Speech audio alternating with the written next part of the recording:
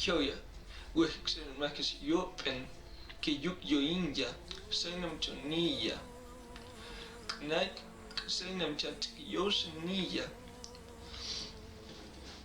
Chinis Way, poker importante, poker cartaj an akenek, hash Yikowak Sainam Kaiker, hash Yikowak cultural identidad, as Hashikowak unión, as revalorización cultural, Sheinam Kahuhenwal. Shuainen Shuwenchan Makar. No olviden su idioma.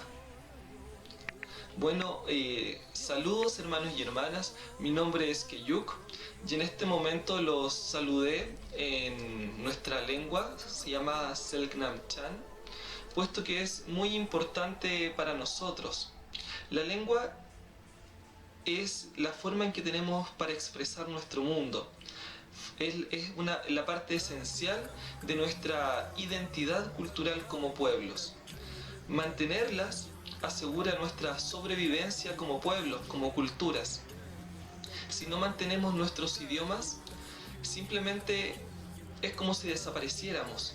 Olvidamos cómo evocar nuestro mundo, cómo evocar nuestra cosmovisión, cómo hablar de lo que nos rodea. Cuando se pierde el idioma, se pierde una parte fundamental de nuestra cultura, que es cómo nos vemos a nosotros mismos, cómo le mostramos al mundo quiénes somos.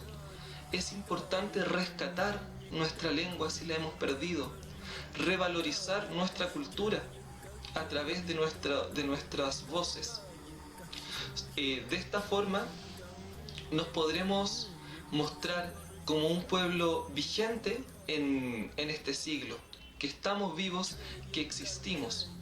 Además, hablando nuestro idioma, marcamos un margen distintivo con el resto de la sociedad dominante. Así nosotros nos sabemos herederos de una cultura milenaria y la importancia que eso conlleva para nuestra formación como seres humanos, como personas. Bueno, los invito, hermanas y hermanos, a que sigan conservando, sigan trabajando y estudiando por mantener las sonoridades que expresan toda una geografía y toda una cosmovisión donde se desarrollaron sus distintos pueblos, que representan sus distintas identidades territoriales. Nunca olviden su idioma. Yataiken Kar Mahesketin Winwire.